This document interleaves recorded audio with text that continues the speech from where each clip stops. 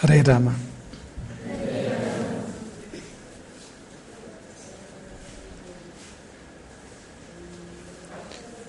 ಸ್ಮೃತಿ ಎಂದರೇನು? ಮತಿ ಎಂದರೇನು? ಬುದ್ಧಿ ಎಂದರೇನು? ಪ್ರಜ್ಞೆ ಎಂದರೇನು? ಹೇಳ್ಬೋದಾ?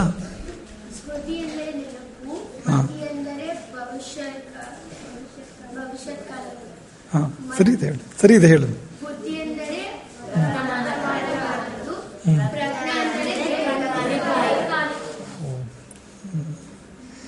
ಪ್ರಜ್ಞಾ ಎಂದರೆ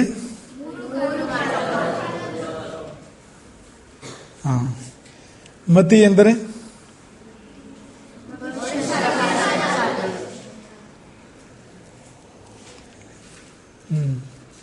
ಮನಸ್ಸು ಹಿಂದೆ ಹೋದರೆ ಸ್ಮೃತಿ, ಮುಂದೆ ಹೋದರೆ ವರ್ತಮಾನ ಕಾಲದಲ್ಲಿ ನಿಂತರೆ, ಮೂರೂ ಕಾಲದಲ್ಲಿ ಸಂಚಾರ ಮಾಡಿದರೆ ಅಷ್ಟೇ. ಮುಂದಕ್ಕೆ ಹೋಗೋಣವಾ? ಇಲ್ಲಿ ಎನ್ನುವಾಗ ವರ್ತಮಾನ ಕಾಲದಲ್ಲಿ ಏನು ಮಾಡಬೇಕು ಎನ್ನುವ ಒಂದು ತೀರ್ಮಾನ ತಗೊಳ್ತಕ್ಕಂಥ ಶಕ್ತಿ ಇದೆಯಲ್ಲ, ಅದೇ ಬುದ್ಧಿ ಅಂದರೆ ಅಂತ. ಈಗ ಏನು ಮಾಡಬೇಕು ಅಂತ ಕೆಲವು ಸಾರಿ ಏನು ಅಂದರೆ, ಹಿಂದೆ ಆಗಿದ್ದನ್ನೇ ನೆನೆಸ್ಕೊಂಡು ಬೇಜಾರು ಪಟ್ಕೊಂಡು ಕೂತ್ಕೊಂಡ್ಬಿಡೋದು.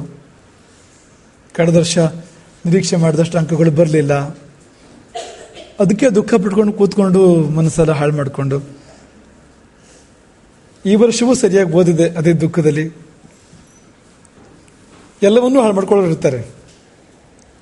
ಹಾಗಲ್ಲ, ಕೆಲವರು ಹಿಂದಿನ ಬಗ್ಗೆ ತಲೆ ಕೆಡಿಸ್ಕೊಳ್ತಾ ಇರ್ತಾರೆ, ಕೆಲವರು ಮುಂದಿನ ಬಗ್ಗೆ ತಲೆ ಕೆಡಿಸ್ಕೊಳ್ತಾ ಇರ್ತಾರೆ. ಆದರೆ ಬುದ್ಧಿವಂತನಾದವನು ಹಿಂದಿನ ಬಗ್ಗೆಯೂ ಮುಂದಿನ ಬಗ್ಗೆಯೂ ತಲೆ ಕೆಡಿಸಿಕೊಳ್ಳದೆ ಈಗ ಏನು ಮಾಡಬೇಕು ಅನ್ನೋದನ್ನು ಆಲೋಚನೆ ಮಾಡ್ತಾ ಇರ್ತಾನೆ. ಸದಾ ಕಾಲವೂ ನಾವು ನಮ್ಮ ಈಗಿನ ಕರ್ತವ್ಯ ಏನು ಎಂಬುದನ್ನೇ ಚಿಂತಿಸಬೇಕು. ಇಡೀ ವರ್ಷ, ಇಡೀ ಜೀವನ, ಇಡೀ ದಿನದ ಯಾವ ಹೊತ್ತಿನಲ್ಲಿಯೂ ಮಾಡಬಹುದಾದ, ಮಾಡಲೇಬೇಕಾದ, ಮಾಡಿದ್ರೆ ಒಳ್ಳೇದಾಗಬಹುದಾದ ಒಂದು ಕೆಲಸ ಏನು ಗೊತ್ತಾ? ಚಿಂತನೆ. ನಾನು ಈಗ ಏನು ಮಾಡುವುದು ಸರಿ.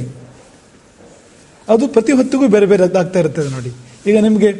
ಈಗ ನೀವು ಕೂತು ಪಾಠ ಕೇಳ್ತಾ ಇದ್ದೀರಿ, ಏಕಾಗ್ರತೆಯಿಂದ ಪಾಠ ಕೇಳಬೇಕು, ಅದೇ ತಾನೇ ಕರ್ತವ್ಯ ನಿಮಗೆ. ಇದೇ ಕರ್ತವ್ಯ ಇಡೀ ದಿನ ಇರುತ್ತಾ? ಇಲ್ಲ ನೋಡಿ. ಹೊತ್ತಿಗೆ ಬೇರೆ ಕರ್ತವ್ಯ ಬರುತ್ತೆ. ಈಗ ಎದ್ದು ಕೂಡಲೇ ನೀವು ಯಾವುದೋ ಹೊತ್ತಲ್ಲಿ ಓದ್ತೀರಿ, ಯಾವುದೋ ಹೊತ್ತಲ್ಲಿ ಸ್ನಾನ ಮಾಡ್ತೀರಿ, ಯಾವುದೋ ಹೊತ್ತಲ್ಲಿ ಜಪ ಮಾಡ್ತೀರಿ, ಇನ್ಯಾವುದೋ ಹೊತ್ತಲ್ಲಿ ತಿಂಡಿ ತಿಂತೀರಿ, ಊಟ ಮಾಡ್ತೀರಿ, ಓದ್ತೀರಿ, ಪಾಠ ಕೇಳ್ತೀರಿ. ಆಯಾ ಸಮಯದ ಕರ್ತವ್ಯ ಬೇರೆ ಇದೆ ಅಲ್ವಾ? ಆಯಾ ಸಮಯಕ್ಕೆ ಏನು ಕರ್ತವ್ಯ ಅಂತ ಯಾರ ಬುದ್ಧಿಗೆ ಸರಿಯಾಗಿ ಬರ್ತದೆ ಅವನೇ ಬುದ್ಧಿವಂತ. ಹೀಗೆ ನಾನು ಈಗ ಏನು ಮಾಡಬೇಕು, ನನ್ನ ಈಗಿನ ಕರ್ತವ್ಯ ಏನು ಎಂಬುದು ಚೆನ್ನಾಗಿ ನಮ್ಮ ಮನಸ್ಸಿಗೆ ಬಂದರೆ ಅದಕ್ಕಿಂತ ದೊಡ್ಡ ವರ ಬೇರೆ ಏನೂ ಇಲ್ಲ. ಈಗ ಎಷ್ಟೋ ಸಾರಿ ತಪ್ಪು ನಿರ್ಣಯಗಳನ್ನು ಮಾಡ್ತೇವೆ ನಾವು. ನಾನೀಗ ಏನು ಮಾಡಬೇಕು ಅನ್ನೋ ವಿಷಯದಲ್ಲಿ ತಪ್ಪು ನಿರ್ಧಾರ ಮಾಡಿದರೆ ಅದರ ಪರಿಣಾಮವಾಗಿ ತೊಂದರೆಗಳಾಗ್ತಾ ಹೋಗ್ತವೆ. ಒಂದು ವೇಳೆ ನಿಮ್ಮ ನಿರ್ಧಾರ ತಪ್ಪಾಗದೆ ಹೋದರೆ ನಿಮ್ಮ ಲೈಫ್ ಲಾಂಗ್, ಇಡೀ ಜೀವನದಲ್ಲಿ ಈಗಿನ ಕರ್ತವ್ಯ ಏನು ಎಂಬ ಬಗ್ಗೆ ನೀವು ತಪ್ಪು ನಿರ್ಧಾರ ಮಾಡದೇ ಇದ್ದರೆ ನಿಮಗೆ ಇಡೀ ಜೀವನದಲ್ಲಿ ತೊಂದರೆ ಆಗೋದಿಲ್ಲ. ಇವನೇ ಬುದ್ಧಿಮಾನ್ ಅಂದರೆ ಅಂತ. ವರ್ತಮಾನ ಕಾಲದಲ್ಲಿ ಕರ್ತವ್ಯ ಏನು ಎಂಬುದನ್ನು ಸರಿಯಾಗಿ ನಿರ್ಧಾರ ಮಾಡುವಂಥವನು. ಅಲ್ಲಿಂದ ಮುಂದೆ ಮಕ್ಕಳೇ, ನೀತಿಮಾನ್. ನೀತಿಮಾನ್ ಅಂದರೆ ನೀತಿಯುಳ್ಳವನು. ನೀತಿ ಅಂದರೆ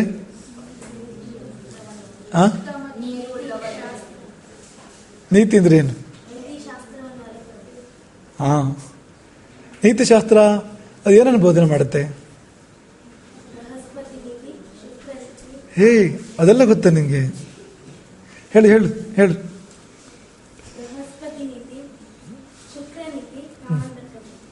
ಇವೆಲ್ಲ ನೀತಿಗಳು, ಇದರ ನೀತಿ. ಇನ್ನೂ ಬೇರೆ ಬೇರೆಯವರು ನೀತಿಗಳನ್ನ, ನೀತಿಶಾಸ್ತ್ರ ರಚನೆ ಮಾಡಿದ್ದಾರೆ. ಕೂತ್ಕೋ. ತುಂಬ ಚೆನ್ನಾಗಿ ಹೇಳಿದೆ, ನೆನಪಿಟ್ಟು ಹೇಳಿದೆ, ಸರಿಯಾಗಿ ಹೇಳಿದೆ. ಶರಣರು ನಿನಗೆ ಪಾಠ ಮಾಡಿದ್ದು ಸಾರ್ಥಕ ಆಯ್ತು. ನೀತಿಶಾಸ್ತ್ರ ಅಂದ್ರೆ ಏನು? ನಾವು ಹೇಗೆ ಹೋಗಬೇಕು ಜೀವನದಲ್ಲಿ ಎನ್ನುವುದನ್ನು ನಿರೂಪಣೆ ಮಾಡುವ ಶಾಸ್ತ್ರ ಅದು. ಒಬ್ಬ ಸಾಮಾನ್ಯ ಮನುಷ್ಯ ಬದುಕಿನ ಬೇರೆ ಬೇರೆ ಸನ್ನಿವೇಶಗಳಲ್ಲಿ ಹೋಗಬೇಕಾಗಿರುವ ದಾರಿ ಯಾವುದು?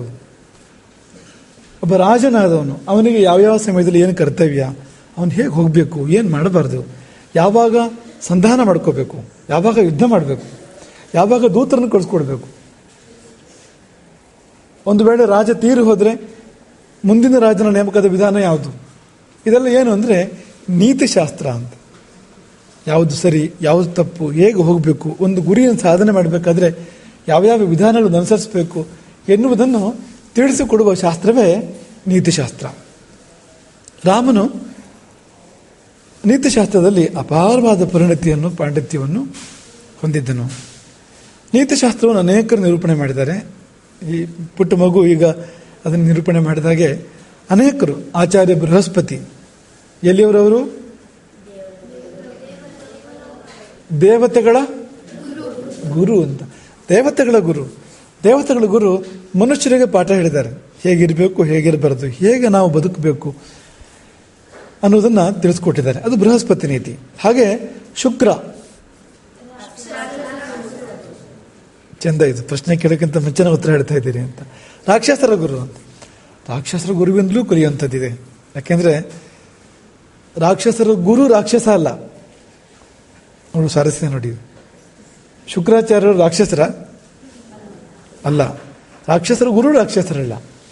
ಹಾಗಾಗಿ ಅವರಿಂದ ಕೂಡ ಕಲಿಯುವಂಥದ್ದಿದೆ ನಾವು ಅಂತ. ಹಾಗೆ ಕಾಮಂದಕ ನೀತಿ, ವಿಶಾಲಾಕ್ಷ ನೀತಿ, ಪರಾಶರರ ನೀತಿ, ಪಿಶುನ ನೀತಿ, ಕೌಣದಂತ, ಬಾಹುದಂತಿ ಪುತ್ರ, ಕಣಿಕ ನೀತಿ ಅಂತಲೇ ಇದೆ ಒಂದು, ಕಾತ್ಯಾಯನ. ಸುಮಾರು ಜನ ಈ ರೀತಿಯಲ್ಲಿ ನೀತಿಶಾಸ್ತ್ರವನ್ನು ನಿರೂಪಣೆ ಮಾಡಿದ್ದಾರೆ. ಅವರುಗಳು ತಿಳಿಸಿಕೊಟ್ಟ ನೀತಿಯ ಬೆಳಕಿನಲ್ಲಿ ದೊಡ್ಡ ದೊಡ್ಡ ರಾಜರುಗಳು ರಾಜ್ಯಭಾರವನ್ನು ಮಾಡಿದ್ದಾರೆ ಈ ದೇಶದಲ್ಲಿ. ಚಕ್ರವರ್ತಿ ಮಾಂಧಾತ ಇರ್ಬೋದು, ಚಕ್ರವರ್ತಿ ನಳ ಇರ್ಬೋದು, ಇನ್ನು ಪ್ರಭು ಶ್ರೀರಾಮ, ಚಕ್ರವರ್ತಿ ಶ್ರೀರಾಮ ಇರ್ಬೋದು, ಚಕ್ರವರ್ತಿ ಯುಧಿಷ್ಠಿರ ಇರ್ಬೋದು. ಇವರೆಲ್ಲ ಆ ಬೆಳಕಿನಲ್ಲಿ ರಾಜ್ಯಭಾರ ಮಾಡಿದವರು. ಹಾಗಾಗಿ ಇವರ ರಾಜ್ಯಗಳು ಸ್ವರ್ಗಲೋಕದಂತೆ ಇದ್ದವು, ಅಷ್ಟು ಚೆನ್ನಾಗಿದ್ವು ಅಂತ. ನೀತಿಮಾನ್. ಆಮೇಲೆ ವಾಗ್ಮಿ. ವಾಗ್ಮಿ ಅಂದ್ರೆ ಹೇಗಿರುತ್ತೆ ಒಳ್ಳೆ ಮಾತು? ಬೇರೆಯವರಿಗೆ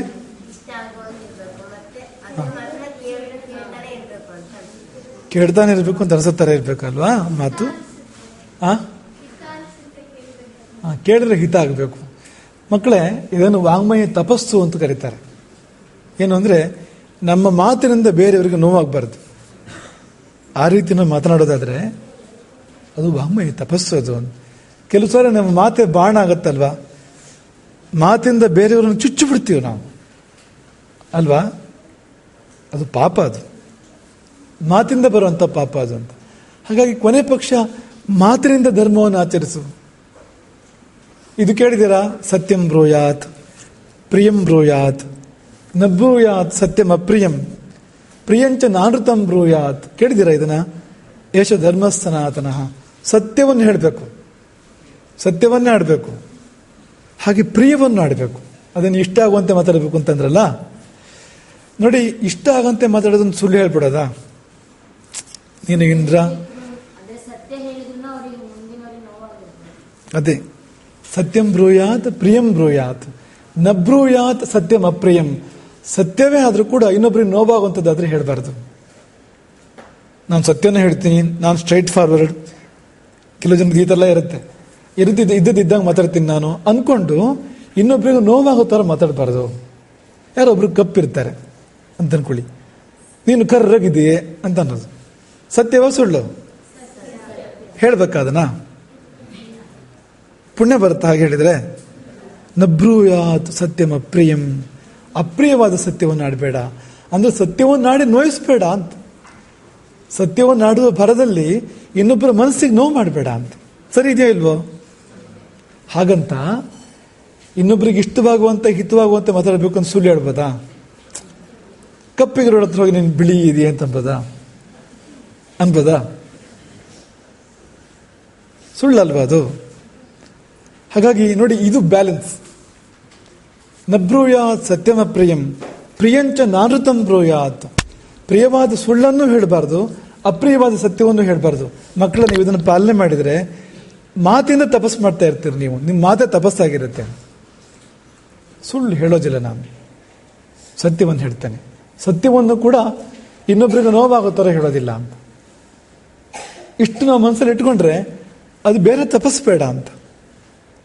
ಹಾಗೆ ಮಾತಾಡುವಾಗ ಕೆಲವರು ಸಣ್ಣದಾಗಿ ಮಾತಾಡೋದು, ಗುನುಗುನು ಗುನುಗುನು ಏನು ಹೇಳ್ತಾನಂತಲೇ ಕೇಳೋದಿಲ್ಲ. ಸರಿ ಗೊತ್ತಾಗೋದೇ ಇಲ್ಲ. ಅಂತ ಹೇಳ್ತಾ ಇರ್ಬೇಕಾಗತ್ತೆ. ಮತ್ತೆ ಪ್ಯಾಡನ್ ಮೀ ಅಂತ ಇರ್ಬೇಕಾಗತ್ತೆ ಅಂತ. ಅಂದ್ರೆ ಅವರು ತುಂಬ ಮಂದ್ರಧ್ವನಿಯಲ್ಲಿ ಅಥವಾ ತುಂಬ ಮೆತ್ತಗೆ ಮಾತಾಡೋದ್ರಿಂದ ಅವ್ರು ಮಾತಾಡೋದು ಸ್ಪಷ್ಟ ಆಗೋದಿಲ್ಲ ಅಂತ. ಇನ್ನು ಕೆಲವರು ಕಿರುಚಾಡ್ತಾರೆ, ಉಚ್ಚ ಸ್ವರ ಅಂತ. ಇದೆರಡರಲ್ಲಿ ಯಾವ್ದು ಸರಿ? ಹಾಗಿದ್ರೆ ಯಾವ್ದು ಸರಿ? ಮಧ್ಯಮ ಸ್ವರದಲ್ಲಿ ಮಾತಾಡು, ಕೂಗಾಡ್ಬೇಡ, ಹಾಗಂತ ಗುನುಗುನಿಸ್ಬೇಡ. ಮಧ್ಯಮ ಸ್ವರದಲ್ಲಿ ಮಾತಾಡು, ಸ್ಪಷ್ಟವಾಗಿ ನಾವು ಹೇಳಿದ್ದು ಬೇರೆಯವರಿಗೆ ಕೇಳುವಂತೆ, ಅರ್ಥ ಆಗುವಂತೆ. ಕೆಲವರು ಮಾತನಾಡುವಾಗ ವಾಯು ವೇಗದಲ್ಲಿ ಮಾತಾಡ್ತಾರೆ, ಅಕ್ಷರಗಳು ನುಂಗೋಗ್ತವೆ. ಪರವಾಗಿಲ್ವಾ? ಇನ್ನು ಕೆಲವರು ಮೆತ್ತಗೆ ನಿಧಾನ ಎಳೆದು ಎಳೆದು ಎಳೆದು ಎಳೆದು ಮಾತಾಡ್ತಾರೆ. ನಾನು ಅಂತ ಇವತ್ತು ಹೇಳೋದು, ಶಾಲೆಗೆ ಅಂತ ನಾಳೆ ಹೇಳೋದು, ಹೋಗುತ್ತೇನೆ ಅಂತ ಮುಂದಿನ ತಿಂಗಳು ಹೇಳೋದು. ಆಗ್ಬೋದಾ? ಒಂದು ವಾಕ್ಯ ಹತ್ತತ್ರ ಇರಬೇಕು ಬಿಡು ಶಬ್ದಗಳು ಅಂತ. ಅಂದ್ರೆ ತುಂಬಾ ವಿಲಂಬಿತವಾಗಿ ಮಾತಾಡಬಾರ್ದು, ತುಂಬಾ ದ್ರುತಗತಿಯಲ್ಲಿ ಕೂಡ ಮಾತಾಡಬಾರ್ದು ಅಂತ. ಮತ್ತೆ ಹೇಗೆ ಮಾತಾಡಬೇಕು ಅಂದ್ರೆ ಮಧ್ಯಮ ಗತಿಯಲ್ಲಿ ಮಾತಾಡಬೇಕು. ಅದ್ರುತಾಂ ಅವಿಲಂಬಿತಾಂ. ಹನುಮಂತನ ಬಗ್ಗೆ ರಾಮ ಹೇಳೋದು. ಹನುಮಂತನ ಮಾತು ಹೇಗಿತ್ತು ಅಂದ್ರೆ ಅದ್ರುತಾಂ, ಅದು ವೇಗ ಅಲ್ಲ, ತುಂಬಾ ಅಗತ್ಯಕ್ಕಿಂತ ವೇಗ ಇಲ್ಲ. ಅವಿಲಂಬಿತಾಂ, ತುಂಬಾ ನಿಧಾನವೂ ಕೂಡ ಅಲ್ಲ ಅಂತ ಮಾತಾಡ್ತಿದ್ದಂತೆ ಹನುಮಂತ.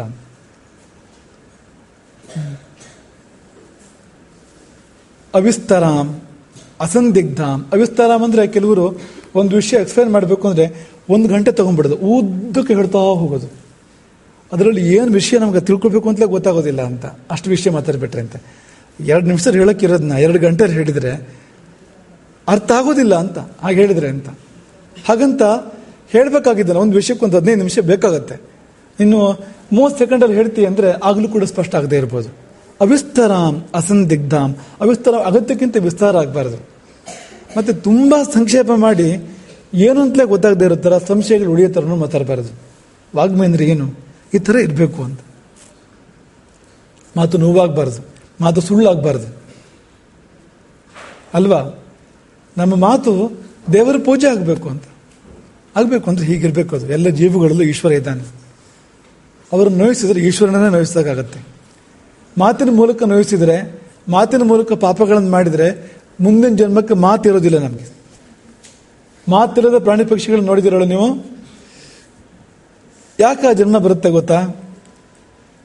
ದೇವರು ಮಾತು ಕೊಡ್ತಾನೆ, ಆ ಮಾತನ್ನು ನಾವು ಮಿಸ್ಯೂಸ್ ಮಾಡಿದರೆ, ಅಬ್ಯೂಸ್ ಮಾಡಿದರೆ, ಆ ಮಾತಿನಿಂದ ಬೇರೆಯವ್ರಿಗೆ ಕೇಡನ್ನು ಸಾಧನೆ ಮಾಡಿದರೆ ದೇವರಿಗೆ ಬೇಜಾರಾಗುತ್ತೆ.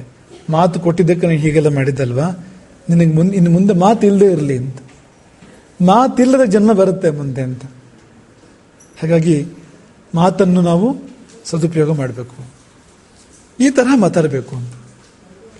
ಸ್ವರ ಆಗಲಿ, ವಿಷಯ ಆಗಲಿ, ಅಥವಾ ವಿಸ್ತಾರ ಸಂಕ್ಷೇಪ ಆಗಲಿ, ಎಲ್ಲ ಎಷ್ಟು ಬೇಕೋ ಅಷ್ಟು ಅಂತ.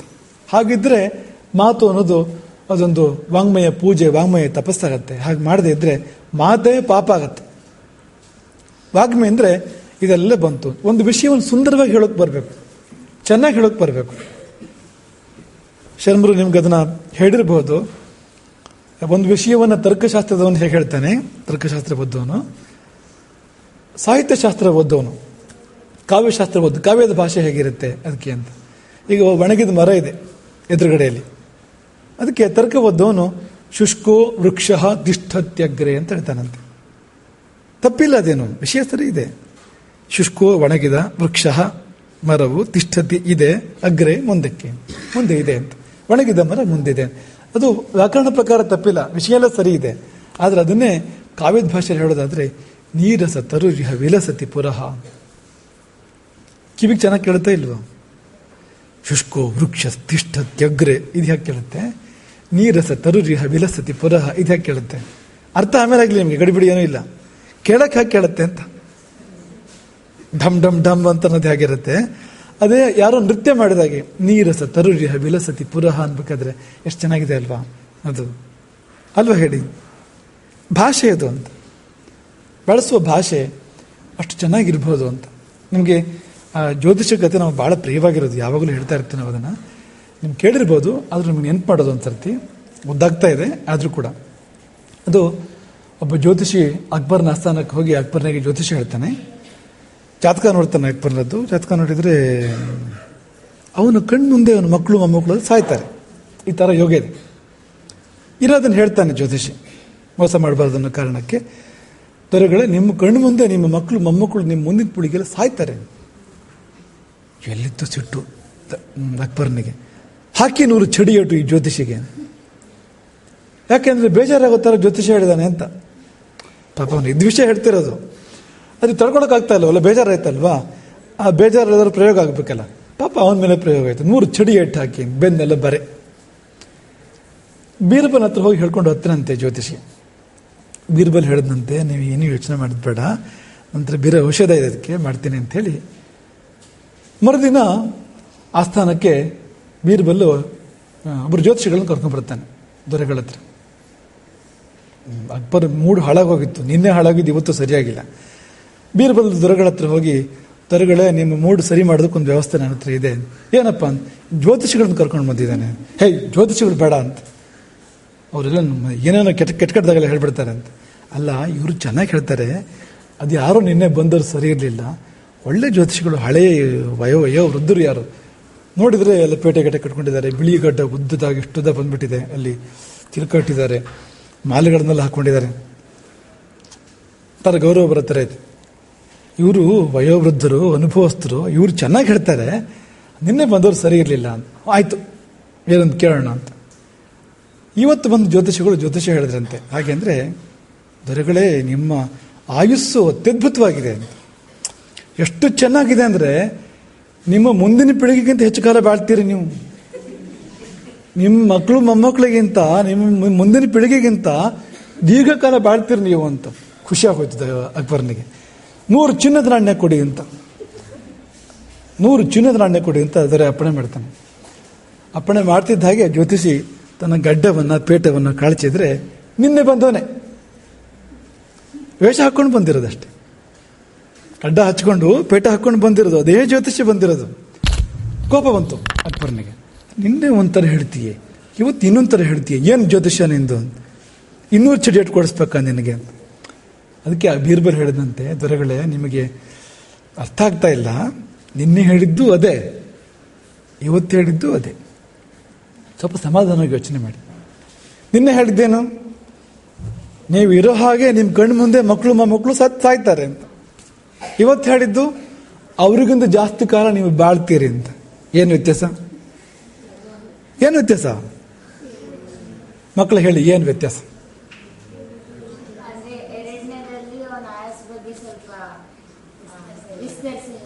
ಏನು ವ್ಯತ್ಯಾಸ ಅಂದ್ರೆ ಭಾಷೆ ವ್ಯತ್ಯಾಸ. ವಾಗ್ಮಿ ಆದ್ರೆ ಈ ತರ ಮಾತಾಡ್ತಾನ, ನೋವಾಗೋ ವಿಚಾರ ಆದರೂ ಕೂಡ ನೋವಾಗದಂತೆ ಹೇಳಬಹುದು. ಇದರಿಂದ ನಾವು ಕಲಿಯೋ ಪಾಠ ಏನು? ನೋವಾಗೋ ವಿಚಾರವನ್ನು ಕೂಡ ಹೀಗೆ ಹೇಳಕ್ ಬರುತ್ತೆ ನೋಡಿ. ನಾಲ್ಗೆನ ಚಡಿಯೇಟು ಕೊಡಿಸಿದ್ದು, ನಾಲ್ಗೆನ ಚಿನ್ನದ ನಾಣ್ಯ ಕೊಡಿಸಿದ್ದು, ಅದನ್ನೇ ಸ್ವಲ್ಪ ಒರಟಾಗಿ ಹೇಳಿದಾಗ ಚಡಿಯೇಟು ಬಿತ್ತು. ಅದನ್ನೇ ಶುಗರ್ ಕೋಟ್ ಮಾಡಿ ಹೇಳಿದಾಗ ಚಿನ್ನದ ನಾಣ್ಯಗಳು ಬಂದು. ಅಕ್ಬರ್ ಕಾರಣ ಅಲ್ಲ, ನಾಲ್ಗೆ ಕಾರಣ. ಹೌದಾ ಅಲ್ವಾ ಮಕ್ಕಳೇ? ನೋಡಿ, ನಿಮ್ಮ ಮಾತಿನ ಮೇಲೆ ನೀವು ಕುಸರಿ ಕೆಲಸ ಮಾಡಬೇಕು. ಒಬ್ಬ ಶಿಲ್ಪಿ ಬಂಡೆ ಕೆತ್ತಿ ಮೂರ್ತಿ ಮಾಡ್ತಾನಲ್ವಾ, ಹಾಗೆ ನೀವು ನಿಮ್ಮ ಮಾತನ್ನ ಪಾಲಿಶ್ ಮಾಡಬೇಕು ಅಂತ, ಮಾತನ್ನ ಸೊಗಸುಗೊಳಿಸ್ಬೇಕು, ಚಂದ ಮಾಡಬೇಕು. ನೀವು ನಿತ್ಯ ನಿಮ್ಮನ್ನು ನೀವು ಗಮನಿಸ್ಕೊಳ್ಬೇಕು. ನೀವು ಹೇಗೆ ಮಾತಾಡ್ತಾ ಇದ್ದೀರಿ? ಕಿರ್ಚಾಡ್ತಾ ಇದ್ದೀರಾ? ಮೆತ್ತಗೆ ಮಾತಾಡ್ತಾ ಇದ್ದೀರಾ? ಗಡಿಬಿಡಿ ಮಾಡಿ ತುಂಬ ಬೇಗ ಬೇಗ ಮಾತಾಡಿ ಅರ್ಥ ಆಗದೆ ಇರೋ ಥರ ಆಗ್ತಾ ಇದೆಯಾ? ತುಂಬ ನಿಧಾನ ಆಗ್ತಾ ಇದೆಯಾ?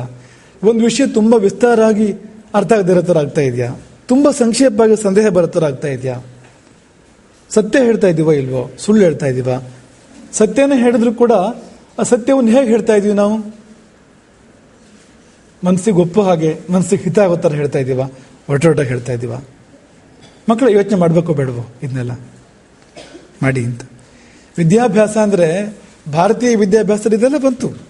ನಮ್ಮ ದೇಹ ಹೇಗೆ ಇಟ್ಕೋಬೇಕು, ನಮ್ಮ ಮನಸ್ಸು ಹೇಗೆ ಇಟ್ಕೋಬೇಕು, ನಮ್ಮ ಮಾತನ್ನು ಹೇಗೆ ಇಟ್ಕೋಬೇಕು, ನಮ್ಮ ಇಂದ್ರಿಯಗಳನ್ನ ಹೇಗೆ ಇಟ್ಕೋಬೇಕು, ಕಣ್ಣು ಕಿವಿ ಹೇಗಿರಬೇಕು ನಮ್ಮದು, ಅದನ್ನು ಭಾರತೀಯ ವಿದ್ಯಾಭ್ಯಾಸ ಕಲಿಸ್ಕೊಡ್ತಾ ಇತ್ತು. ಆದರೆ ಆಧುನಿಕ ವಿದ್ಯಾಭ್ಯಾಸದಲ್ಲಿ ಆ ಅಂಶಗಳು ಸ್ವಲ್ಪ ಕಡಿಮೆ ಇರ್ತವೆ. ಹಾಗಾಗಿ ಇದನ್ನು ನಾವು ಚೆನ್ನಾಗಿ ಮನಸ್ಸಲ್ಲಿಟ್ಕೊಂಡು ಮಾತನ್ನು ತಪಸ್ಸು, ಮಾತೆಂಬುದೇ ತಪಸ್ಸು ಅಂತ. ನೀವು ಬೆಟ್ಟ ಹತ್ತೋದು ಬೇಡ, ಕಾಡು ಸೇರೋದು ಬೇಡ, ಗುಹೆ ಒಳಗೆ ಹೋಗಿ ಕೂತ್ಕೊಳ್ಳೋದು ಬೇಡ, ಗಡ್ಡ ಬೆಳೆಸೋದು ಬೇಡ, ದಂಡ ಬೇಡ ನಿಮ್ಮ ಕೈಲಿ, ಮಂತ್ರ ಜಪ ಮಾಡೋದು ಬೇಡ, ಯಜ್ಞ ದಾನ ತಪಸ್ಸು ಬೇಡ. ಕೇವಲ ನಿಮ್ಮ ಮಾತನ್ನು ನೀವು ಸರಿಯಾಗಿ ಆಡೋದಾದ್ರೆ ಅದೇ ತಪಸ್ಸಾಗತ್ತೆ. ನಿಮಗೆ ತುಂಬ ಪುಣ್ಯ ಸಂಪಾದನೆ ಮಾಡಿಕೊಡುತ್ತೆ. ಅದೇ ಮಾತಿಂದ ಸೇವೆ ಮಾಡಬೇಕು ಅಂತ, ಪ್ರಪಂಚದ ಸೇವೆಯನ್ನು ಮಾಡಬೇಕು ಅಂತ. ಹಾಗಾಗಿ ಬಲ್ಲವರು ಹೇಳಿದ್ದಾರೆ, ನೀವು ಮಾತಾಡೋಕ್ಕಿಂತ ಮುಂಚೆ, ಫಸ್ಟ್ ಆಫ್ ಆಲ್ ನೀವು ಮಾತಾಡೋಕ್ಕಿಂತ ಮುಂಚೆ ಬೇರೆಯವರಿಗೆ ಆ ಮಾತು ಅಗತ್ಯ ಇದೆಯಾ ಅಂತ ಯೋಚನೆ ಮಾಡಬೇಕು ಅಂತ. ಮೌನಕ್ಕಿಂತ ಒಳ್ಳೆಯದು ಅಂತ ಆದ್ರೆ ಮಾತ್ರ ಮಾತಾಡಬೇಕು ಅಂತ, ಇಲ್ದಿರ ಮೌನವೇ ಒಳ್ಳೆಯದಲ್ವಾ? ಫಸ್ಟ್ ಆಫ್ ಆಲ್ ಆ ಮಾತು ಅಗತ್ಯ ಇದೆಯಾ ಅಂತ ಇದ್ರೆ ಮಾತಾಡಬೇಕು ಅಂತ, ಅಗತ್ಯ ಇಲ್ಲದಿರೋದು ಮಾತಾಡಬಾರ್ದು. ಅದು ದೇವರು ಕೊಟ್ಟ ಒಂದು ಮಾತನ್ನು ದುರುಪಯೋಗ ಮಾಡಿದ ಹಾಗೆ ಅಂತ. ಆಮೇಲೆ ನಾವೇನು ಹೇಳ್ತೀವಿ ಅದು ಎದುರಿರೋವನಿಗೆ ಬೇಕಾಗಿರುವಂಥದ್ದ, ಹಿತವಾಗಿರುವಂಥದ್ದ, ಈಗಲೇ ಸಮಯವ ಹೇಳೋದಕ್ಕೆ, ಅದನ್ನ ಹೇಳಬೇಕಾ, ಈಗಲೇ ಹೇಳಬೇಕಾ, ನಾನೇ ಹೇಳಬೇಕಾ? ಕೆಲವು ಸಾರಿ ದೊಡ್ಡವರು ಆಡೋ ಮಾತನ್ನ ಮಾಡಿಬಿಟ್ಟಿರ್ತೀವಿ, ದೊಡ್ಡ ಜ್ಞಾನಗಳಿರ್ತಾರ, ಹಿರಿಯರಿರ್ತಾರ, ನಾವು ಆ ಜಾಗದಲ್ಲಿಲ್ಲ ಆದ್ರೂ ನಾವು ಮಾತಾಡಿರ್ತೀವಿ. ತಪ್ಪಲ್ವಾ? ಸರಿಯಾದ ಮಾತನ್ನೇ ಆದರೂ ಹೇಳೋರು ಹೇಳಬೇಕು. ಈ ನಮ್ಮ ತಂದೆಗೆ ನಾವು ಬುದ್ಧಿ ಹೇಳ್ಬೋದಾ? ನಮ್ಮ ಗುರುವಿಗೆ ನಾವು ಬುದ್ಧಿ ಹೇಳ್ಬೋದಾ? ಅಕಸ್ಮಾತ್ ಅವ್ರದ್ದು ಏನೋ ತಪ್ಪಿದೆ ಅಂತಲೇ ಅನ್ಕೊಳ್ಳಿ ನೀವು.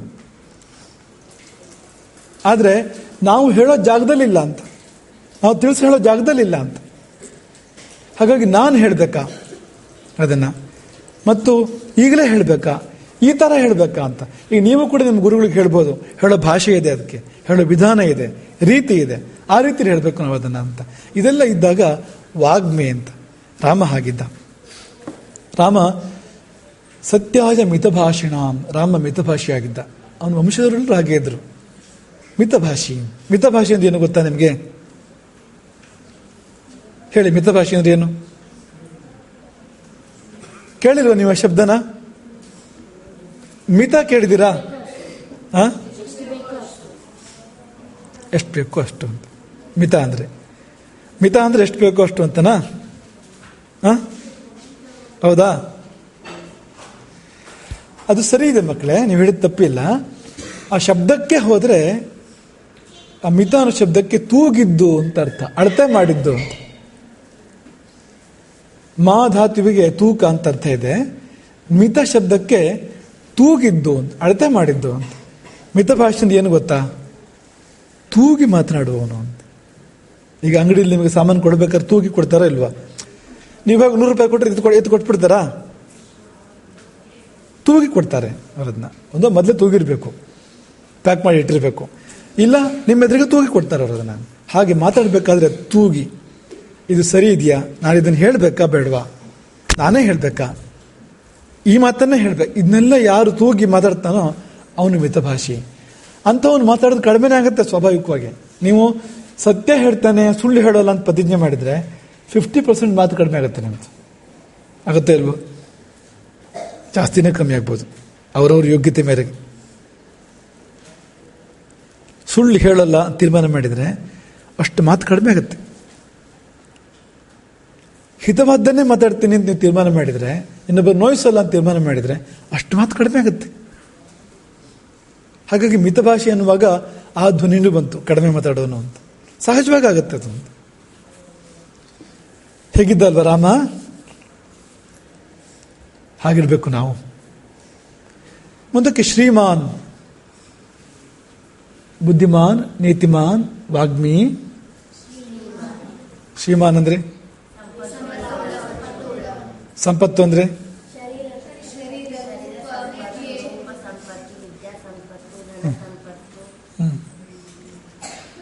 ನೀವು ಹೇಳಬೇಕು, ನೀವೆಲ್ಲ ಹೇಳಿ.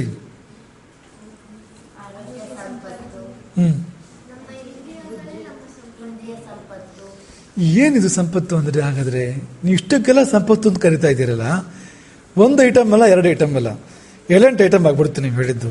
ಇಷ್ಟಕ್ಕೆಲ್ಲ ಸಂಪತ್ತು ಅಂತ ಕರಿತಾ ಇದ್ದೀರಲ್ಲ, ಏನು ಸಂಪತ್ತು ಅಂದ್ರೆ ನಿಜವಾಗಿ? ಒಂದು ವಾಕ್ಯದಲ್ಲಿ ವಿವರಣೆ ಕೊಡ್ಬೋದಾ?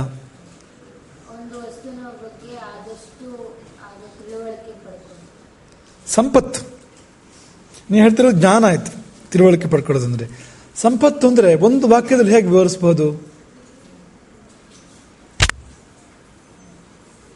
2 ಶಬ್ದದಲ್ಲಿ ಹೇಗೆ ವಿವರಿಸಬಹುದು ಇದನ್ನ? ಪ್ರಯತ್ನ ಮಾಡ್ತೀರಾ?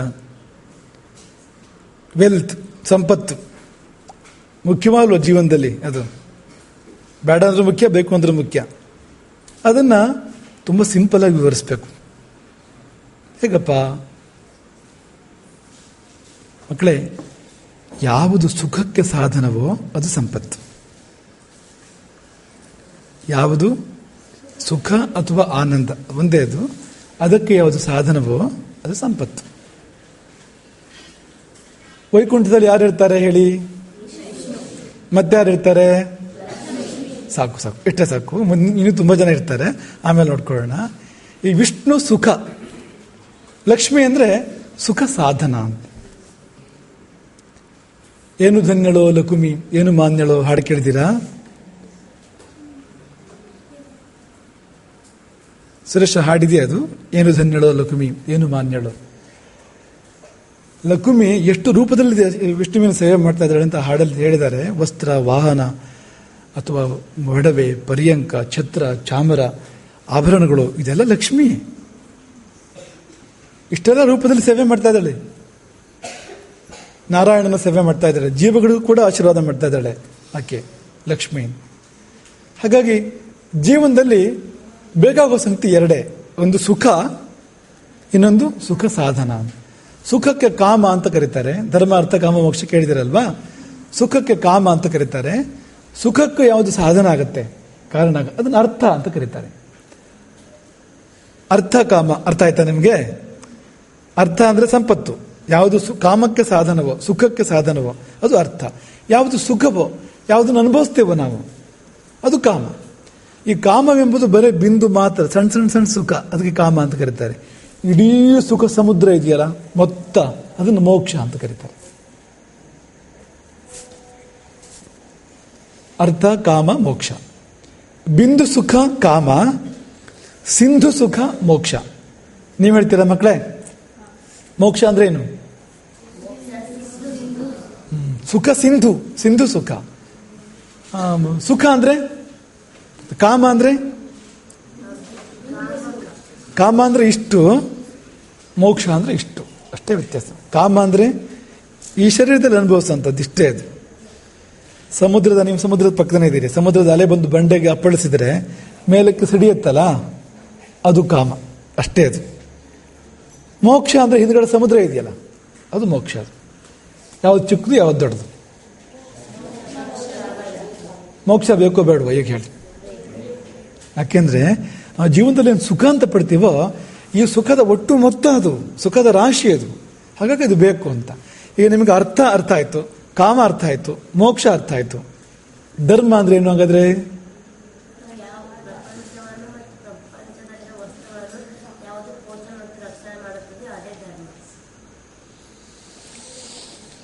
ಸರಿ ಇದೆ. ಧರ್ಮದಿಂದ ಅರ್ಥ, ಧರ್ಮದಿಂದಲೇ ಕಾಮ, ಅಥವಾ ಅರ್ಥದಿಂದಲೂ ಕಾಮ, ಧರ್ಮದಿಂದಲೇ ಮೋಕ್ಷ ಅಂತ. ಈ ಅರ್ಥ ಕಾಮ ಮೋಕ್ಷ ಈ ಮೂರಕ್ಕೂ ಕಾರಣ ಆಗೋದು ಯಾವುದು ಗೊತ್ತಾ? ಧರ್ಮ ಅಂತ. ನಾವು ಮಾಡಿದ ಒಳ್ಳೆ ಕೆಲಸ, ನಾವು ಮಾಡಿದ ಸಂಪಾದನೆ ಮಾಡಿದ ಪುಣ್ಯ, ನಾವು ಏನೆಲ್ಲ ಒಳ್ಳೇದಂತ ಮಾಡ್ತಾ ಹೋಗಿರ್ತೀವೋ ಅದೆಲ್ಲದರ ಪರಿಣಾಮ ಧರ್ಮ. ಅದರಿಂದನೇ ಅರ್ಥ ಸಂಪತ್ತು ಬರೋದು, ಅದರಿಂದನೇ ಕಾಮ ಸುಖ ಬರೋದು, ಅದರಿಂದನೇ ಮೋಕ್ಷವು ಕೂಡ ಸಿಗುವಂಥದ್ದು. ಹಾಗಾಗಿ ನಾಲ್ಕನ್ನು ಚೆನ್ನಾಗಿ ನೆನ್ಪಿಟ್ಕೊಳ್ಬೇಕು. ನಮ್ಮ ಭಾರತದಲ್ಲಿ ಎಲ್ರಿಗೂ ಬೇಕಾಗುವಂಥದ್ದು, ಅವನು ಯಾವ ಜಾತಿ ಇರ್ಬೋದು, ಯಾವ ಕುಲ ಇರ್ಬೋದು, ಏನು ಬೇಕಾದ್ರೂ ಇರ್ಬೋದು, ಪ್ರಾಣಿ ಪಕ್ಷಿ ಇರ್ಬೋದು, ಎಲ್ಲರಿಗೂ ಬೇಕಾಗೋದು ಇದೇ ನಾಲ್ಕು: ಧರ್ಮ, ಅರ್ಥ, ಕಾಮ, ಮೋಕ್ಷ. ಧರ್ಮ ಇಲ್ಲದಿದ್ರೆ ಯಾವುದೂ ಇಲ್ಲ, ಧರ್ಮ ಇದ್ರೆ ಮತ್ತೆಲ್ಲ ಇರುವಂಥದ್ದು ಅಂತ. ಹಾಗಾಗಿ ಶ್ರೀಮಾನ್ ಅಂತಂದ್ರೆ ಅಂತಹ ಎಲ್ಲ ಬಗೆಯ ಸಂಪತ್ತುಗಳು ಉಳ್ಳವನು ಅಂತ. ನೋಡಿ ಇಲ್ಲಿ ಈ ಪದ್ಯ ತೋರಿಸ್ತಾ ಇದ್ದಾರೆ ನಿಮಗೆ. ಏನು ಧನ್ಯಳೋ ಲಕ್ಷ್ಮಿ ಎಂಥ ಮಾನ್ಯಳೋ, ಸಾನುರಾಗದಿಂದ ಹರಿಯ ತಾನೇ ಸೇವೆ ಮಾಡುತ್ತೀಹಳು. ಎಷ್ಟು ಧನ್ಯಳು ಆಕೆ, ಸ್ವತಃ ಸೇವೆ ಮಾಡ್ತಾ ಇದ್ದಾಳೆ ಭಗವಂತನದ್ದು ಎಂಬ ಹಾಗಿದೆ. ಕೋಟಿ ಕೋಟಿ ಭೃತ್ಯರಿರಲು ಎಷ್ಟು ಜನ ಭೃತ್ಯರಿದ್ದಾರೆ, ಸೇವಕರಿದ್ದಾರೆ ಭಗವಂತನಿಗೆ. ಹಾಟಕಾಂಬರ ಅಂದ್ರೆ ಪೀತಾಂಬರ ಭಗವಂತ, ಅವನ ಸೇವೆಯನ್ನ ತಾನೇ ಮಾಡ್ತಾ ಇದ್ದಾಳೆ. ಸಾಟಿ ಇಲ್ಲದೆ ಮಾಡಿ, ಅವಳು ಸೇವೆ ಮಾಡಿದಾಗ ಬರೀ ಯಾರು ಮಾಡೋಕ್ಕೆ ಸಾಧ್ಯ ಇದೆ? ಸಾಟಿ ಇಲ್ಲದೆ ಮಾಡಿ ಪೂರ್ಣ ನೋಟದಿಂದ ಸುಖಿಸುತ್ತೀಹಳು. ಅವಳಿಗೆ ಫಲ ಏನು ಸೇವೆ ಮಾಡಿದ್ದಕ್ಕೆ ಅಂದರೆ ವಿಷ್ಣುವಿನ ಪೂರ್ಣ ನೋಟ ಅಷ್ಟೇ, ಪ್ರೀತಿ ಪೂರ್ಣ ನೋಟ, ಪ್ರೇಮ ಪೂರ್ಣ ನೋಟ, ನೋಟದಿಂದ ಸುಖಿಸುತ್ತೀಹಳು. ಅಥವಾ ಅವನು ಕಾಣ್ತಾ ಇರ್ತಾನೆ, ಯಾವಾಗಲೂ ದರ್ಶನ ಆಗ್ತಾ ಇರುತ್ತೆ, ಸುಖ ಪಡ್ತಾಳೆ ಅವಳು ಅಂತ. ನೋಡಿ ಇದೆಲ್ಲ ಅವಳ ರೂಪ. ಛತ್ರ, ಚಾಮರ, ವ್ಯಜನ, ಪರ್ಯಂಕ, ಅದು ತಾ ತಪ್ಪದು, ಪರ್ಯಂಕ ಪಾತ್ರ ರೂಪದಲ್ಲಿ ನಿಂತು, ಈ ಎಲ್ಲ ರೂಪದಲ್ಲಿ ಇದ್ಕೊಂಡು ಚಿತ್ರಚರಿತನಾದ, ಚಿತ್ತ ಅಲ್ಲ ಚಿತ್ರಚರಿತನಾದ ಹರಿಯ ನಿತ್ಯ ಸೇವೆ ಮಾಡುತ್ತೀಹಳು. ನೋಡಿ ಅದೆಲ್ಲ ಲಕ್ಷ್ಮಿ ಅಂತ. ನೀವು ಪಾತ್ರೆ ಎತ್ತಿ ಕುಕ್ಕಿದ್ರೆ ತಪ್ಪು. ಯಾಕೆ ಗೊತ್ತಾ? ಗಂಡನ ಮೇಲೆ ಸಿಟ್ಟು ಬಂದು ಪಾತ್ರೆ ಎತ್ತಿ ಕುಕ್ಕಿದ್ರೆ ಲಕ್ಷ್ಮಿನೇ ಎತ್ತು ಕುಕ್ಕದಂತೆ ಆಯ್ತು. ಯಾಕೆಂದ್ರೆ ಇಲ್ಲೇ ನೋಡಿ, ಇಲ್ಲಿ ಛತ್ರ, ಚಾಮರ, ವ್ಯಜನ, ಪರ್ಯಂಕ ಪಾತ್ರ ರೂಪದಲ್ಲಿ ನಿಂತು, ಅವಳೆ ಪಾತ್ರ, ಅವಳೆ ಪರ್ಯಂಕ, ಮಂಚ, ಕಾಟ್, ಅವಳೇ ಅದು. ಹುಷಾರಾಗಿರು, ಚೆನ್ನಾಗಿ ನೋಡ್ಕೋಬೇಕು ಅದನ್ನು ಕೂಡ ಅಂತ. ಸ್ವಚ್ಛವಾಗಿ ಇಟ್ಕೋಬೇಕು, ಗೌರವವಾಗಿ ಇಟ್ಕೋಬೇಕು, ಅದನ್ನ ಏನೇನೋ ಮಾಡಬಾರ್ದು ಅಲ್ಲಿ. ಹಾಗೆ ವ್ಯಜನ, ಛತ್ರ, ಚಾಮರ, ಆಭರಣ ಎಲ್ಲ ಅವಳೇ, ಲಕ್ಷ್ಮಿ ಅದು. ಇಷ್ಟು ನಮ್ಮ ಮನಸ್ಸಲ್ಲಿದ್ರೆ ನಾವು ಯಾವುದನ್ನು ಹಾಳು ಮಾಡಲ್ಲ. ಇಲ್ದಿದ್ರೆ ನಾವು ಮಿಸ್ಯೂಸ್ ಮಾಡ್ಬೋದು, ಅಬ್ಯೂಸ್ ಮಾಡ್ಬೋದು ಈ ವಸ್ತುಗಳನ್ನ ಅಂತ. ಮುಂದಕ್ಕೆ ಹೋಗೋಣ. ತೋರಿಸು, ಶ್ಲೋಕ ತೋರಿಸು.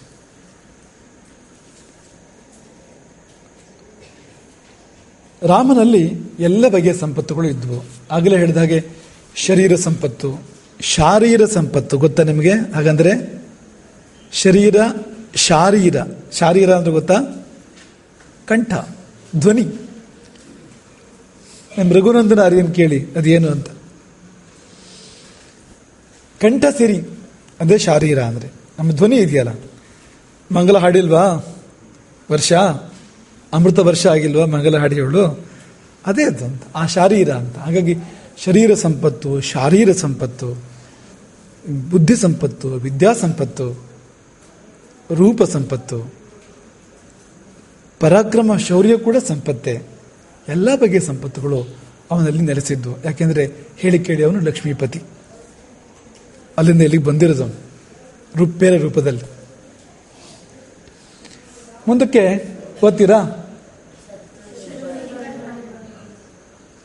ಏನಪ್ಪ ನಿಬರ್ಹಣ ಅಂದ್ರೆ ಏನು? ಶತ್ರುಗಳನ್ನು ನಿಗ್ರಹಿಸುವವನು, ಸಂಹರಿಸುವವನು ಶತ್ರುಗಳನ್ನು. ಏನರ್ಥ? ರಾಮನ ಶತ್ರುವಾದರೆ ಉಳಿಗಾಲ ಇಲ್ಲ. ರಾಮನ ಶತ್ರುವಾದರೆ, ಯಾರೇ ಆದರೂ ರಾಮನ ಶತ್ರುವಾದರೆ ಉಳಿಗಾಲವಿಲ್ಲ. ಹಾಗಾಗಿ ನಾವು ರಾಮನ ಮಿತ್ರರಾಗಬೇಕು, ಸುಗ್ರೀವಂತರ. ರಾಮನ ಭೃತ್ಯರಾಗಬೇಕು. ಯಾರ ತರ? ಭೃತ್ಯ ಅಂದ್ರೆ ಏನು? ಸೇವಕ ಅಂತ. ತದ್ಭೃತ್ಯ ಭೃತ್ಯ ಪರಿಚಾರಕ ಭೃತ್ಯ ಭೃತ್ಯ ಭೃತ್ಯಸ್ಯ ಭೃತ್ಯ ಇತಿ ಮಾಂ ಸ್ಮರ ಲೋಕನಾಥ. ನೆನಪಿದೆ ನಮಗೆ ನಾವು ಹೇಳಿದ್ದು? ಯಾವಾಗ ಹೇಳಿದ್ದು ಇದನ್ನ? ನವರಾತ್ರಿ ಹೇಳಿದ್ದಲ್ವಾ? ನಿನ್ನ ಸೇವಕನ ಸೇವಕನ ಸೇವಕನ ಸೇವಕನ ಸೇವಕನ ಸೇವಕನ ಸೇವಕ ಅಂತಾದ್ರೂ ನನ್ನ ನೆನಪು ಮಾಡ್ಕೊ ಅಂತ ನಾವು ಪ್ರಾರ್ಥನೆ ಮಾಡಬೇಕು ಭಗವಂತನ ಅಂತ ಹೇಳಿಲ್ವಾ? ಅವನು ಸೇವಕ ಆಗೋದು ದೂರದ ಮಾತು. ಅವನ ಆಳಿನ ಆಳಿನ ಆಳಿನ ಆಳಿನ ಆಳಿನ ಆಳಿನ ಆಳು. ತದ್ಭೃತ್ಯ ಭೃತ್ಯ ಪರಿಚಾರಕ ಭೃತ್ಯ ಭೃತ್ಯ ಭೃತ್ಯಸ್ಯ ಭೃತ್ಯ ಐತಿ ಮಾಂಸ್ಮರ ಲೋಕನಾಥ. ಹಾಗಾದ್ರೂ ನೆನಪು ಮಾಡ್ಕೊ ಅಂತ ಹೇಳಿಲ್ವಾ? ಈ ಭೃತ್ಯ ಅಂದ್ರೆ ಸೇವಕ ಅಂತ. ಹಾಗೆ ರಾಮನ ಭೃತ್ಯ ಆಗಬೇಕು. ಯಾರಂತೆ? ಹಾಗಾಗಿ ಶತ್ರು ನಿಬರ್ಹಣ, ಅವನನ್ನ ಎದುರಿಸಲಿಕ್ಕೆ ಸಾಧ್ಯ ಇರಲಿಲ್ಲ ರಾಮನನ್ನು. ಅಯೋಧ್ಯೆಯ ಶತ್ರುಗಳು, ಧರ್ಮದ ಶತ್ರುಗಳು, ಅವರನ್ನೆಲ್ಲ ನಿಗ್ರಹಿಸಿದವನು ರಾಮ. ಪರಾಕ್ರಮಿ. ಅದರಿಂದ ಮುಂದಕ್ಕೆ ಶರೀರ ಲಕ್ಷಣಗಳು ಶುರುವಾಗುತ್ತೆ. ಏನು ಮುಂದೆ ರಾಮ ಹೇಗೆ ಕಾಣ್ತಾ ಇದ್ದ? ಈಗ ಶತ್ರು ನಿಬರ್ಹಣ ಅಂದ್ರೆ ಶತ್ರುಗಳನ್ನು ನಿಗ್ರಹ ಮಾಡೋನಂದ್ರೆ ಹೇಗಿರ್ಬೇಕು? ತಾಕತ್ತು. ಅದು ಶರೀರ ಅದೇ ತರ ಇರಬೇಕೋ ಬೇಡವೋ? ಅಲ್ವಾ? ಈ ರಾವಣನ ಸಂಹಾರ ಮಾಡೋನು ಹೇಗಿರ್ಬೇಕು? ನರಪೇತ್ಲ ನಾರಾಯಣನ್ ತರ ಇದ್ರಾಗತ್ತಾ? ಕಡ್ಡಿ ಪೈಲ್ವಾನ್ ಅದ್ರಾಗತ್ತಾ? ಹೇಗಿರ್ಬೇಕು ಅವನು? ಅವನು ರಾವಣನ ತರ ಅಲ್ಲದೆ ಇದ್ರೂ ಅವನದೇ ಆದಂಥ ದೇಹ ಸೌಷ್ಠವದಿಂದ ಇರಬೇಕಾಗತ್ತ ಅವನು.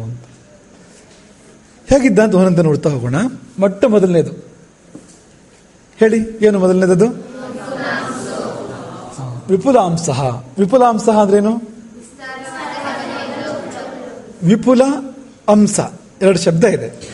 ವಿಪುಲ ಅಂಶ. ಅಂಶ ಅಂದ್ರೆ ಹೆಗಲು. ವಿಪುಲ ಅಂದ್ರೆ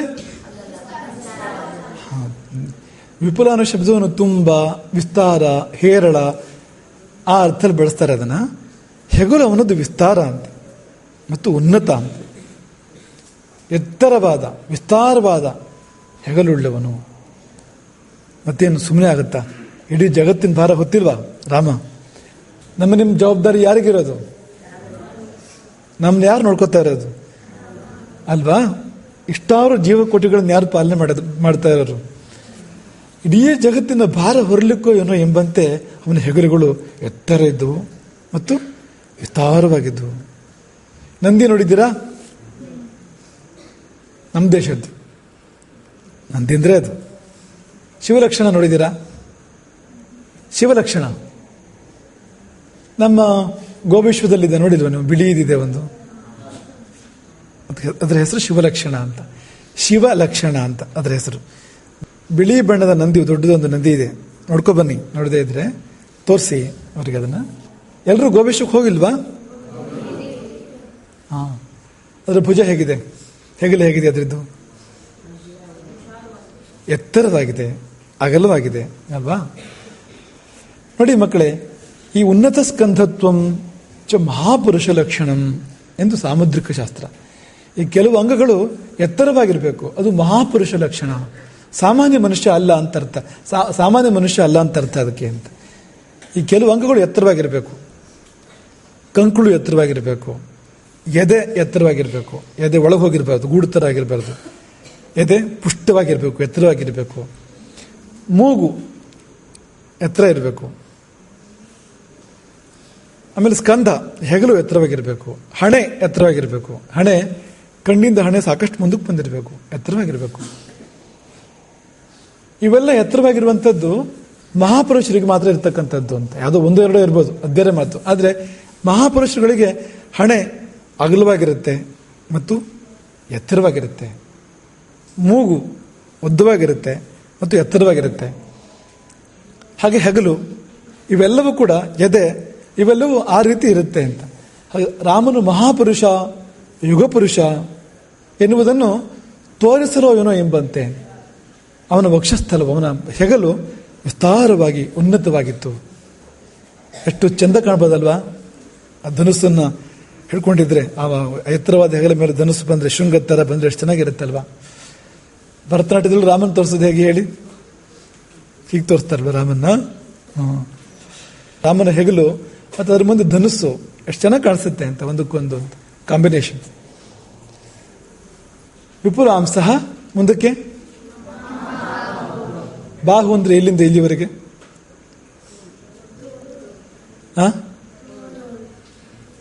ಇದು ಇಡೀ ಇಲ್ಲಿಂದ ಇಲ್ಲಿವರೆಗೂ ಬಾಹು ಅಂತಲೇ, ಅದು ಇಲ್ಲಿಂದ ಇಲ್ಲಿವರೆಗೂ ಬಾಹು ಅಂತಲೇ. ಈ ತೋಳನ್ನು ಹೆಚ್ಚಾಗಿ ನಮ್ಮ ಅಂದ್ರೆ ಅದನ್ನ ಆ ಕಡೆಗೆ ಲಕ್ಷ್ಯ ಹೋಗುತ್ತೆ, ಅದ್ರೆ ಧ್ವನಿ ಹೋಗುತ್ತೆ ಇರೋದು. ಈ ಬಾಹು ಅಂದ್ರೆ ಇಡೀ ಕೈ ಬರುವಂಥದ್ದು. ಅದು ಹೇಗಿರುತ್ತೆ ಅಂದ್ರೆ ರಾಮನಿಗೆ ವೃತ್ತ ಪೀನವು ಅಂದ್ರೆ ದುಂಡಾಗಿದೆ ಮತ್ತು ಪುಷ್ಟವಾಗಿದೆ, ದುಂಡಾಗಿದೆ, ಪುಷ್ಟವಾಗಿದೆ. ಮಹಾಬಾಹು, ಸಾಮಾನ್ಯವಾದ ಕೈಗಳಲ್ಲ ಅಂತ. ದೊಡ್ಡ ದೊಡ್ಡ ಕೆಲಸಗಳನ್ನು ಮಾಡಿದವನು ರಾಮ, ಹಾಗಾಗಿ ಅವನ ಕೈಗಳು ಕೂಡ ಅದಕ್ಕೆ ತಕ್ಕಂತೆ ಇದ್ವು. ಅವನು ದೊಡ್ಡ ಕೆಲಸ ಮಾಡೋದಕ್ಕೆ ದೊಡ್ಡ ಕೈ ಬೇಕು ಬೇಡವಾ? ಹಾಗಿತ್ತು ಅಂತ ರಾಮನ ಕೈಗಳು. ಅಂತ ಧನುಸ್ಸನ್ನು ಎತ್ತಬೇಕಲ್ಲ ರಾಮ, ಸಾಮಾನ್ಯರು ಎತ್ತೋಕೆ ಸಾಧ್ಯ ಇಲ್ಲ. ಶಿವಧನುಸ್ಸು ನೆನಪು ಮಾಡ್ಕೊಳ್ಳಿ, 20 ಕೈಯಿಂದ ರಾವಣನಿಗೆ ಎತ್ತಕ್ಕಾಗಿಲ್ಲ ಅಂತ ಬೇರೆ ರಾಮಾಯಣಗಳು ಹೇಳ್ತವೆ. ವಾಲ್ಮೀಕಿ ರಾಮಾಯಣದಲ್ಲಿ ಇಲ್ಲ ಅದು, ಬೇರೆ ರಾಮಾಯಣಗಳಲ್ಲಿ ಆ ಥರ ಪ್ರಸ್ತಾಪ ಇದೆ. 20 ಕೈಯಿಂದ ಎತ್ತಕ್ಕಾಗಿಲ್ಲ ಅಂತ. 2 ಕೈಯಿಂದ, ಒಂದೇ ಕೈಯಿಂದ ಎತ್ತಿ ಅಲ್ವಾ? 2 ಕೈ ಏನು, ಒಂದೇ ಕೈಯಿಂದ, ಎಡಗೈಯಿಂದ ಒಂದೇ ಕೈಯಿಂದ ಎತ್ತಿ ಬಗ್ಸಿಲ್ವಾ ಅದನ್ನ ರಾಮ? ಅದಕ್ಕೆ ತಕ್ಕಂಥ ಮಹಾಬಾಹುಗಳು ಅವನಿಗಿದ್ವು, ಪುಷ್ಟವಾಗಿದ್ವು, ದುಂಡಾಗಿದ್ವು, ದೀರ್ಘವಾಗಿದ್ವು. ದೀರ್ಘಬಾಹು ಇದು ಕೂಡ ಚಕ್ರವರ್ತಿಯ ಲಕ್ಷಣ, ಹೀಗಿರುವಂಥದ್ದು ಅಂತ. ಅಲ್ಲಿಂದ ಮುಂದಕ್ಕೆ ಕಂಬುಗ್ರೀವ,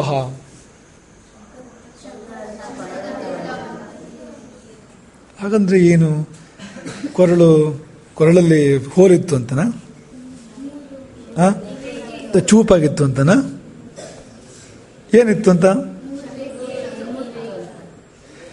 ಶಂಖದಂತೆ, ಶಂಖ ಧ್ವನಿ ನೋಡಿ ಎಷ್ಟು ಚೆನ್ನಾಗಿರುತ್ತೆ ಕೇಳೋದಕ್ಕೆ, ಒಡಕಾಗಿರುತ್ತೆ ಅದು, ಓಮನಾಗಿರುತ್ತೆ ಅಲ್ವಾ? ಶಂಖದ ಧ್ವನಿ, ಓಂಕಾರ ಬರುತ್ತಲ್ವಾ?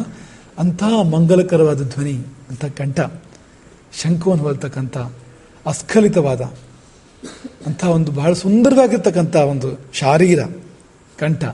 ಆಮೇಲೆ ಆ ನುಣುಪು, ಶಂಖಕ್ಕೆ ನುಣುಪಿದೆ, ಅಂಥ ನುಣುಪು ಮಾತ್ರವಲ್ಲ, ರೇಖಾತ್ರಯಗಳು ಅಂತ, 3 ರೇಖೆಗಳು ಅಂತ.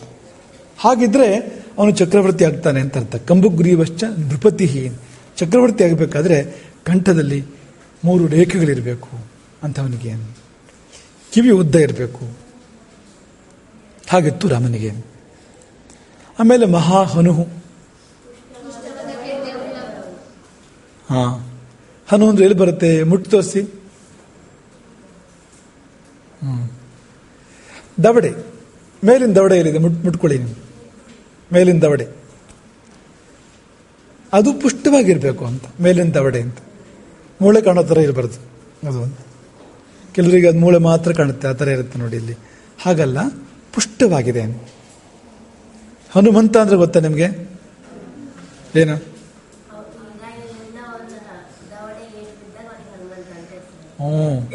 ಮತ್ತೆಲ್ಲ ಕಡೆ ಪ್ರಶಸ್ತ ಪ್ರಶಸ್ತ ಅಂತ ಬರುತ್ತಲ್ವ. ಈಗ ಪ್ರಶಸ್ತ ಬುದ್ಧಿ ಇದ್ರೆ ಬುದ್ಧಿವಂತ, ಪ್ರಶಸ್ತ ರೂಪ ಇದ್ರೆ ರೂಪವಂತ, ಪ್ರಶಸ್ತ ವಿದ್ಯೆ ಇದ್ರೆ ವಿದ್ಯಾವಂತ, ಪ್ರಶಸ್ತವಾಗಿ ಸಂಪತ್ತಿದ್ರೆ ಧನವಂತ. ಆದರೆ ಹನುಮಂತ ಅನ್ನೋದು ಮಾತ್ರ ಮುರಿದ ದವಡೆಯವನು ಅಂತ ಅರ್ಥ. ಅದಕ್ಕೆ ಪ್ರಶಸ್ತ ದವಡೆ ಅಂತಲ್ಲ, ಅಂದರೆ ಪ್ರಶಸ್ತವೇ ದವಡೆಯವನದ್ದು. ಯಾಕೆಂದರೆ ವಜ್ರಾಯುಧದಿಂದ ಪಡೆದ್ರು ಚೂರು ಮುರಿತಂತೆ ಅಷ್ಟೇ ಅದು ಅಂತ. ಹಾಗಾಗಿ ಪ್ರಶಸ್ತವೇ ಅದು. ಅದು ಹೆಸರು ಬರೋಕ್ಕೆ ಏನು ಕಾರಣ ಅಂದರೆ ದವಡೆ ಮುರಿದಿದ್ದು, ಮುರಿದ ದವಡೆಯವನು. ಪಾಪ ನಾವೆಲ್ಲ ಏನು ಮಾಡ್ತಾ ಇದ್ದೀವಿ ಹನುಮಂತನಿಗೆ ನೋಡಿ. ಅವನ ಹೆಸರು ಹೇಳೋದ್ರಿಂದ ಹೇಗಿದೆ ಅಂದರೆ ದವಡೆ ಮುರಿದಿದೆ ಅಂತ. ಸುಮ್ಮನಿದ್ದಾನೆ ಅವನು ನಮ್ಮ ಮೇಲೆಲ್ಲ ಪ್ರೀತಿ ಕನಿಕರ ಇರೋದಕ್ಕೆ ಸುಮ್ಮನಿದ್ದಾನೆ. ಮತ್ತಾರು ಕೋಪ ಮಾಡ್ಕೋತಾ ಇದ್ರು. ನೀವು ಯಾರಿಗಾರು ಹೋಗಿ ಹಲ್ಲು ಮುರಿದವನು ಅಂದರೆ ನೀವು ಸುಮ್ಮನೆ ಇರ್ತೀರಾ? ಮುರಿದಿರ್ಬೋದು, ಆ್ಯಕ್ಚುಲಿ ಒಂದು ಹಲ್ಲಿಯನ್ನು ಮುರಿದಿರ್ಬೋದು, ಡಾಕ್ಟ್ರ್ ತೆಗೆದಿರ್ಬೋದು, ಏನಾಗಿರ್ಬೋದು. ಹೋಗಿ ಹಂಗೆ ಕರೀರಿ ನೋಡೋಣ, ಹಲ್ಲು ಮುರ್ಕ ಅಂತ ಕರೀರಿ ನೋಡೋಣ, ಖುಷಿ ಆಗತ್ತ ಅವ್ರಿಗೆ. ಹನುಮಂತ ಮಾತ್ರ ಅಂತ ಹಾಗೆ ಕರೆದ್ರೂ ಕೂಡ ಸಂತೋಷ ಪಡ್ಕೊಳ್ಳೋಣ ಅಂತ. ಹನುಮಂತ ಮಾತ್ರ ಅಂತ, ಅಷ್ಟು ದೊಡ್ಡವನಾದರೂ ಕೂಡ ಈ ಶಬ್ದದಿಂದ ಅವನು ಪ್ರೀತಿ ಪಡ್ತಾನೆ.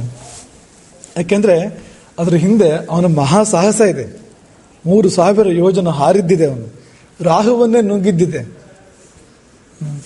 ಇಂದ್ರನ ವಜ್ರಾಯುಧದಿಂದ ಪ್ರಹಾರ ಆದರೂ ಕೂಡ ಅವನು ಸಾಯದೆ ಉಳಿದಿದ್ದಿದೆ. ಅಂಗಭಂಗ ಇಡೀ ಶರೀರಕ್ಕೆಲ್ಲ ಏನೂ ಆಗಿಲ್ಲ ಅವನಿಗೆ. ದವಡೆರು ಒಂಚೂರು ಮುರಿದಿದೆ ಅಷ್ಟೇ ಅಲ್ಲಿ. ಅವನ ಮಹಾ ಚರಿತ್ರೆ ಇದೆ ಅದರಲ್ಲಿ ಹನುಮಂತನದ್ದು, ಆ ಶಬ್ದದ ಹಿಂದೆ. ಪೂರ್ಣ ಮಾಂಸರ ಹನಸ್ತು ಭೂಪತಿ.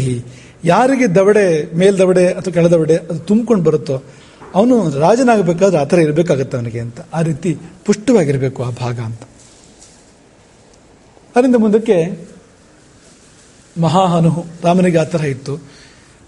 ದವಡೆಗಳು ದೊಡ್ಡದಾಗಿದ್ದು ಅದರ ಹೊರಗಡೆಗೆ ಪುಷ್ಟವಾಗಿತ್ತು. ಆ ಹೊರಗಡೆ ಕಪಾಲದ ಭಾಗ ಇದೆಯಲ್ಲ, ಹನುವಿನ ಭಾಗ, ಅದು ಪುಷ್ಟವಾಗಿತ್ತು ಅನ್ನೋದನ್ನು ಹೇಳಿದ ಮೇಲೆ ಮುಂದಕ್ಕೆ ಹೋಗೋಣ. ಮಹೋರಸ್ಕಃ,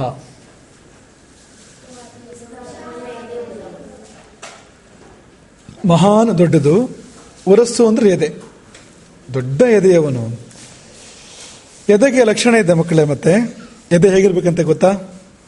ನಾವು ಹೇಳ್ತೀವಿ, ನೀವು ಅರ್ಥ ಹೇಳ್ತಾ ಹೋಗ್ಬೇಕು. ಸ್ಥಿರಂ. ಏನು ಸ್ಥಿರಂ ಅಂದ್ರೆ? ಎದೆಗೆ ದೊಡ್ಡ ಪ್ರಹಾರ ಬಿದ್ದರೂ ಅಲ್ಲಾಡೋದಿಲ್ಲ, ಅದು ಸ್ಥೈರ್ಯ ಅಂತ. ಎದೆಗೆ ಗದೆಯಿಂದ ಅಪ್ಪಳಿಸಿದ್ರು ಕೂಡ ಅವನು ಅಲ್ಲಾಡೋದಿಲ್ಲ ಅಂತ. ಅಂತ ಸ್ಥಿರವಾದ ಎದೆ ಬೇಕು ಅಂತ. ಮತ್ತೆ ಸ್ಥಿರವಾದ ಎದೆ ಇಲ್ಲೇ ಇದ್ರೆ ರಾವಣನ ನೋಡಿದ್ರೆ ಎಚ್ಚರ ತಪ್ಪಿ ಬಿದ್ದು ಬಿಡ್ತಾರೆ.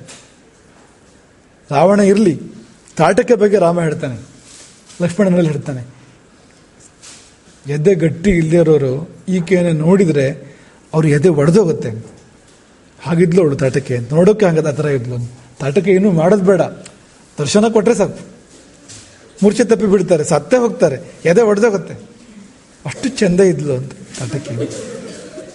ಸುಂದರಾಂಗಿ ಅಲ್ವಾ? ಮೂರ್ಛೆ ತಪ್ಪಿ ಬೀಳೋಷ್ಟು ಸುಂದರಾಂಗಿ ಅಂತ. ಜಾಸ್ತಿ ಸೌಂದರ್ಯ ಇದೆ ಅಂತ ಅರ್ಥ ಅದಕ್ಕೆ ಅಂತ. ಜಾಸ್ತಿ ಆದರೆ ಯಾವ್ದಾರು ಅದೇ ಥರ ಆಗುತ್ತಲ್ವಾ ಅಂತ. ಒಂದು ಕಾಲದಲ್ಲಿ ಸುಂದರವಾಗಿ ಇದ್ಲಂತ ಅವಳು ತಾಟಕ್ಕೆ. ಒಂದು ಕಾಲದಲ್ಲಿ ಸುಂದರವಾಗೇ ಇದ್ಲವಳು, ತುಂಬ ಸುಂದರವಾಗೇ ಇದ್ಲವಳು.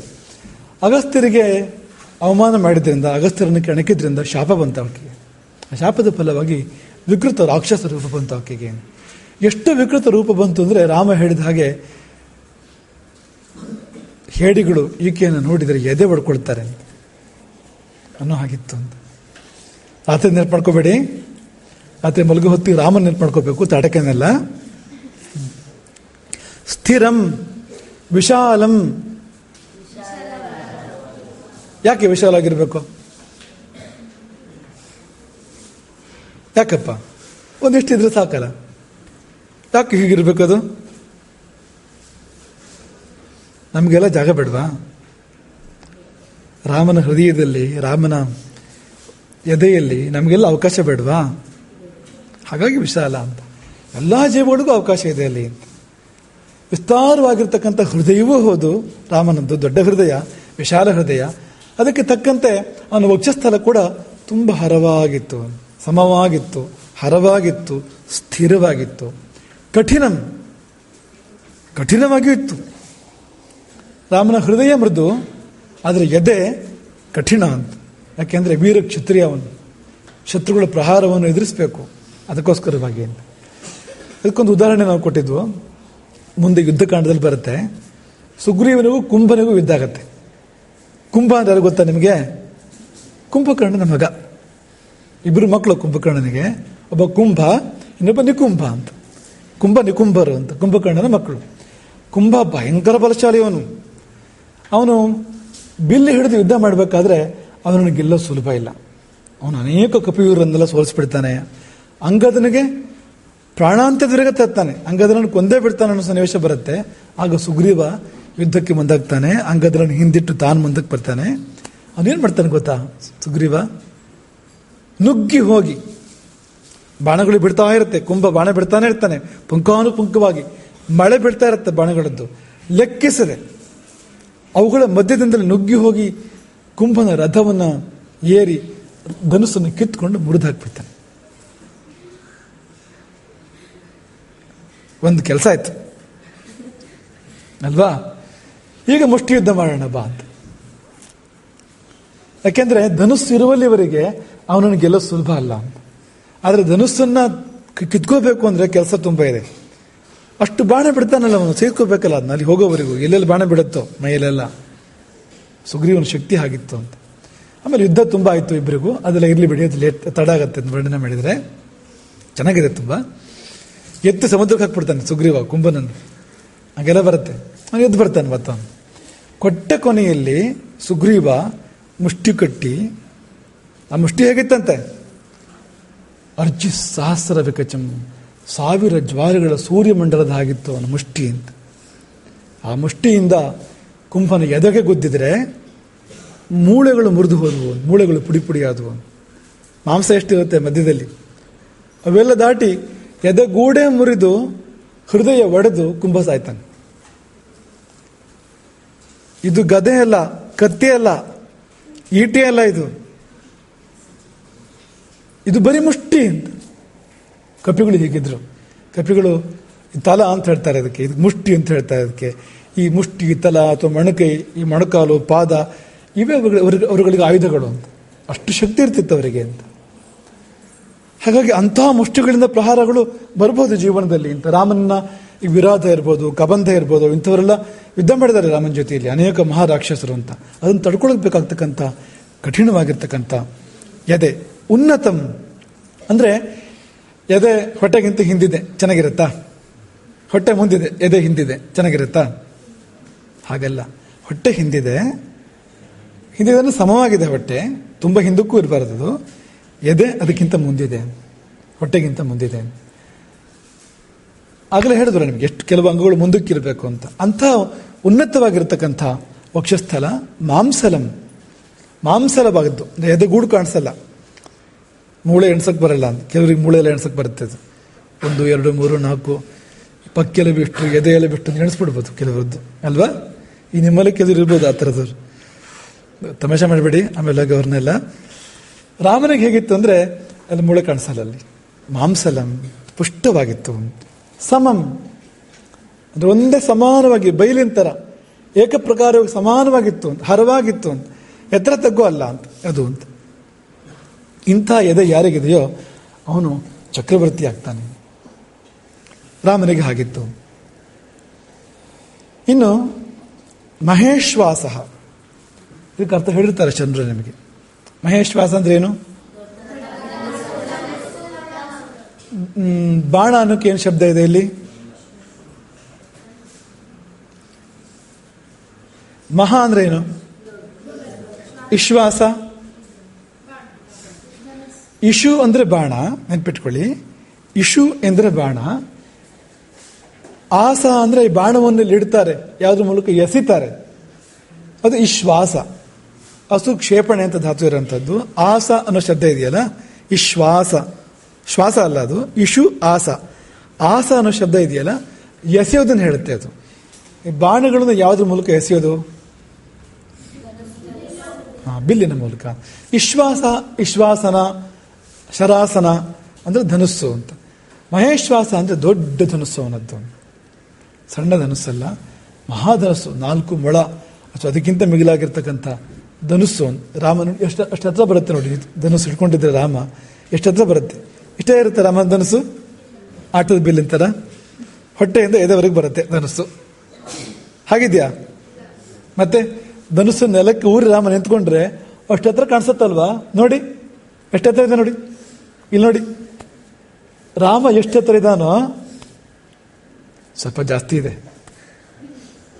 ಇದೇ ಇಲ್ಲ ನೋಡಿ, ಇಲ್ಲೇ ನೋಡಿ. 96 ಅಂಗುಲ ಎತ್ತರ ಇದ್ರಂತೆ ರಾಮ. 96 ಅಂಗುಲ ರಾಮನ ಎತ್ತರ ಅಂತ. ಧನುಸ್ಸು ಮತ್ತು ಎತ್ತರ ಇದೆ. ಅದು ದೊಡ್ಡ ಧನುಸ್ಸು, ಮಹಾಧನುಸ್ಸು ಹೌದಾ ಅಲ್ವಾ? ಅದು ವೈಷ್ಣವ ಧನುಸ್ಸು ರಾಮನದ್ದು. ವೈಷ್ಣವ ಧನುಸ್ಸು. ವಿಶ್ವಕರ್ಮ ಶಿವನಿಗೊಂದು ವಿಷ್ಣುವಿಗೊಂದು ಧನುಸ್ಸು ಮಾಡಿಕೊಡ್ತಾನೆ. ಅದರಲ್ಲಿ ವಿಷ್ಣುವಿಗೆ ಮಾಡಿದ ಧನುಸ್ಸು ಏನಿದೆ ಅದೇ ಧನುಸ್ಸಿನಿಂದಲೇ ರಾಮ ರಾವಣನನ್ನು ಸಂಹಾರ ಮಾಡಿದ್ದು. ಮತ್ತು ಶಿವಧನುಸ್ಸನ್ನು ರಾಮನೇ ಮುರಿದಿದ್ದಾನೆ. ಸೀತೆಯನ್ನು ಮದುವೆ ಆಗಬೇಕಾದ್ರೆ ಶಿವಧನುಸ್ಸನ್ನು ಮುರಿದಿಲ್ವಾ? ಅದೆರಡು ಒಂದೇ ಯೋಗ್ಯತೆ ಇದು, ಶಿವಧನುಸ್ಸು ಮತ್ತು ವೈಷ್ಣವ ಧನುಸ್ಸು. ಈ ವೈಷ್ಣವ ಧನುಸ್ಸು ಮಹಾಧನುಸ್ಸು. ಅದು ಅದನ್ನು ರಾಮನ ಹೊರತು ಮತ್ತಾರಿಗೆ ಹಿಡಿಯೋ ಶಕ್ತಿ ಇದೆ ಹೇಳಿ? ಮತ್ತಾರಿಗೆ ಯೋಗ್ಯತೆ ಇದೆ? ಆಗಲ್ಲ. ರಾವಣ ಇಷ್ಟೆಲ್ಲ ದೊಡ್ಡ ವೀರ ಆದರೂ ನೀವೇ ಹೇಳಿ, ಶಿವಧನುಸ್ಸು ಎತ್ತ ಶಕ್ತಿ ಇತ್ತ ರಾವಣನಿಗೆ? ಮತ್ತೆ ಬಿಲ್ಗಾರ ಅಂದ್ರೆ ರಾಮ ಅಂತ. ಧನುರ್ಧಾರಿ ಅಂದ್ರೆ ಯಾರು? ರಾಮನೇ, ಮತ್ತಾರು ಅಲ್ಲ. ಮತ್ತೆಲ್ಲ ಸುಮ್ಮನೆ ಆಟಕ್ಕೆ ಹಿಡಿದ ಧನುಸ್ಸು. ಮತ್ತೆಲ್ಲರದ್ದು ಕೋಟಿ ಕೋಟ್ಯಂತರ ಜನ ಧನುಸ್ಸು ಹಿಡಿದಿರ್ಬೋದು, ಆದರೆ ಧನುರ್ಧಾರಿ ಅಂದರೆ ಅದು ರಾಮನೇ. ಯಾಕೆಂದ್ರೆ ಅವನ ಹಾಗೆ ಯಾರೂ ಇಲ್ಲ. ಅವನಂತ ಧನುಸ್ಸು ಯಾರದು ಅಲ್ಲ. ಅವನ ಹಾಗೆ ಯಾರೂ ಬಾಣ ಪ್ರಯೋಗ ಮಾಡಿಲ್ಲ ರಾಮನ ಹಾಗೆ. ಮುಂದೆ ಅದರ ಸಂದರ್ಭವಾಗಿ ನಿಮ್ಗೆ ತೋರಿಸ್ತೀವಿ. ಅದನ್ನು 14,000 ರಾಕ್ಷಸರು ಸುತ್ತುವರೆದಿರ್ತಾರೆ ರಾಮನನ್ನು. ಎಲ್ಲಿ? ಪಂಚವಟಿಯಲ್ಲಿ. 14,000 ರಾಕ್ಷಸರು, ಖರದೂಷಣ ದಶರ ಮೊದಲಾಗಿರ್ತಕ್ಕಂಥ 14,000 ಮಹಾರಾಕ್ಷಸರು ರಾಮನನ್ನು ಸುತ್ತುವರೆದರೆ ನೀವು ಆಲೋಚನೆ ಮಾಡಿ. 14,000 ರಾಕ್ಷಸ, 28,000 ಕೈಗಳು ಅಂತ. 28,000 ಕೈಗಳು ಆಯುಧಗಳನ್ನು ಪ್ರಯೋಗ ಮಾಡ್ತಾ ಇದ್ದಾವೆ. ಈ 2 ಕೈಗಳು ಉತ್ತರ ಕೊಡ್ತಾ ಇದ್ದಾವೆ. ಹೇಗಿರ್ಬೋದು? ಯೋಚನೆ ಮಾಡಿ ನೀವು. 14,000 ಜನ ಆಯುಧಗಳ ಮಳೆಯನ್ನು ಸುರಿಸಿದರೆ, ಒಬ್ಬ ಎದುರಿಸಿದರೆ ಅದನ್ನ ಅವನು ಹೇಗಿರ್ಬೇಕು? ಅವನು ಮುಂದಿನ ಯುದ್ಧದಲ್ಲಿ ಇದಕ್ಕಿಂತ ದೊಡ್ಡ ಕೆಲಸ ಮಾಡಿರ್ತಾನೆ. ರಾಮಾಯಣದ ಯುದ್ಧದಲ್ಲಿ ಇದನ್ನೇ ತಗೊಂಡ್ರು ಕೂಡ ನಾವು ಕಲ್ಪನೆ ಕೂಡ ಮಾಡೋಕ್ಕಾಗಲ್ಲ ಅಂತ. ಅಂತಹ ಒಂದು ಚಾತುರ್ಯವನ್ನು ನಾವು ಕಾಣ್ತೇವೆ ಧನುರ್ವಿದ್ಯೆಯಲ್ಲಿ. ಎಷ್ಟರ ಮಟ್ಟಿಗೆ ಅಂದರೆ ವರ್ಣನೆ ಬರುತ್ತೆ ಮಕ್ಕಳೇ. ರಾಮ ನೃತ್ಯ ಮಾಡೋ ಥರ ಕಾಣ್ತಾ ಇತ್ತಂತೆ ಯುದ್ಧ ಮಾಡಬೇಕಾದ್ರೆ. ಅಂದ್ರೆ ಅಷ್ಟು ವೇಗವಾಗಿ ಕೈಕಾಲುಗಳ ಚಲನೆ ಎಲ್ಲ ಕಡೆ ಆಗ್ತಾ ಇದ್ದಾಗ ನೃತ್ಯ ಮಾಡೋ ಥರ ಕಾಣ್ತಾ ಇತ್ತಂತೆ. ಧನುಸ್ಸಿನ ಕೋಟಿಯಿಂದ ತುದಿ ಇದೆಯಲ್ಲ, ಅದನ್ನು ಕೋಟಿ ಅಂತ ಕರೀತಾರೆ. ಹೀಗೆ ಬಗ್ಗಿದೆಯಲ್ಲ ಮೇಲ್ಗಡೆಯಿಂದ ಬಂದು, ಅದನ್ನು ಕೋಟಿ ಅಂತ ಕರೀತಾರೆ. ಈ ಧನುಸ್ಸಿನ ಕೋಟಿ ಎಲ್ಲ ಕಡೆ ತಿರುಗ್ತಾ ಇತ್ತಂತೆ. ದೂರದಿಂದ ನೋಡಿದರೆ ಆ ಧನುಸ್ಸಿನ ಕೋಟಿ ತುದಿ ಹೀಗೆ ತಿರುಗ್ತಾ ಇದೆ. ಎಲ್ಲ ಕಡೆ ಬಾಣಗಳು ಬೀಳ್ತಾ ಇದೆ. ತಿರುಗ್ತಾ ಇದೆ ಅಂದ್ರೆ ಯಾಕೆ ತಿರುಗ್ತಾ ಇದೆ? ಎಲ್ಲ ಕಡೆ ಶತ್ರುಗಳಿದ್ದಾರೆ, ಶತ್ರುಗಳು ಸುತ್ತುವರೆದಿದ್ದಾರೆ, ಎಲ್ಲ ಕಡೆ ಇದ್ದಾರೆ. ರಾಮನು ಎಲ್ಲ ಕಡೆ ತಿರುಗಿ ಬಾಣ ಪ್ರಯೋಗ ಮಾಡ್ತಾ ಇರುವಂಥದ್ದು. ಅದು ಎಷ್ಟು ಚೆನ್ನಾಗಿ ಕಾಣ್ತಾ ಇತ್ತಂತೆ ಅಂದ್ರೆ, ಧನುಸ್ಸು ಒಂದು ಹದವಾದ ವೇಗದಲ್ಲಿ ಎಲ್ಲ ಕಡೆ ತಿರುಗ್ತಾ ಇದೆ, ಯಂತ್ರ ಥರ ಬಾಣಗಳನ್ನು ಉಗುಳ್ತಾ ಇದೆ. ಹೇಗಿರ್ಬೇಕು ಚಾತುರ್ಯ ಅಂತ ಈ ರೀತಿ ಬಾಣ ಪ್ರಯೋಗ ಮಾಡೋದಕ್ಕೆ ಅಂತ. ಹಾಗಾಗಿ ಮಹೇಶ್ವಾಸ ಎನ್ನುವ ಶಬ್ದ ರಾಮನಿಗೆ ಬಂದಿರುವಂಥದ್ದು ಅಂತ. ಇಷ್ಟಿರಲಿ ಅಲ್ವಾ ಮಕ್ಕಳೇ? ಇನ್ನು ಇದೆ ಸಾಕಷ್ಟು, ಆದರೆ ಸಮಯ ಇಲ್ಲ, ಸಮಯ ಮುಗಿದೋಗಿದೆ. ಇದೆಲ್ಲ ಏನಂತ ತೋರಿಸುತ್ತೆ ಅಂದರೆ ಅಸಾಮಾನ್ಯ ರಾಮ ಅನ್ನೋದನ್ನು ತೋರಿಸುತ್ತೆ. ಸಾಮಾನ್ಯ ಅಲ್ಲ, ಎಲ್ಲರ ಥರ ಅಲ್ಲ, 10 ರೊಟ್ಟಿಗೆ 11 ಅಲ್ಲ, ಅಸಾಮಾನ್ಯ, ಅದ್ಭುತ, ಅಸದೃಶ ಎನ್ನುವುದನ್ನು ತೋರಿಸುತ್ತೆ. ಹಾಗಾಗಿ ಇಲ್ಲಿ ಯಾವ್ಯಾವುದನ್ನು ನಮಗೆ ಫಾಲೋ ಮಾಡೋಕ್ಕಾಗುತ್ತೋ ಮಕ್ಕಳೇ ಗಮನಿಸಿ, ಯಾವ್ಯಾವುದನ್ನು ಅನುಸರಿಸೋಕ್ಕಾಗುತ್ತೋ ಅನುಸರಿಸಬೇಕು, ಉಳಿದಲ್ಲಿ ಆರಾಧಿಸಬೇಕು. ಈ 2 ಶಬ್ದ ನೆನ್ಪಿಟ್ಕೊಳ್ಳಿ. ರಾಮನ ಗುಣಗಳಲ್ಲಿ ಅನುಸರಿಸೋಕೆ ಬರೋದನ್ನು ಅನುಸರಿಸಬೇಕು, ಉಳಿದಿದ್ದನ್ನು ಆರಾಧಿಸಬೇಕು. ಉಳಿದಿದ್ರ ಬಗ್ಗೆ ಒಂದು ಮೆಚ್ಚುಗೆ, ಒಂದು ಸಂತೋಷ, ಒಂದು ಹೆಮ್ಮೆ, ಎಷ್ಟು ಚೆನ್ನಾಗಿದೆ ಅಂತ ಮೆಚ್ಚಿಕೊಂಡು ಸಾಕು ನಾವು, ಅದು ನಮ್ಗೆ ಒಳ್ಳೇದು ಮಾಡುತ್ತೆ ಅಂತ. ಹಾಗಾಗಿ ಅನುಸರಿಸಬೇಕು ಮತ್ತು ಆರಾಧಿಸಬೇಕು. ಇದನ್ನು ಚೆನ್ನಾಗಿ ನೆನ್ಪಿಟ್ಕೊಳ್ಳಿ ಮಕ್ಕಳೇ. ಹರೇ ರಾಮ.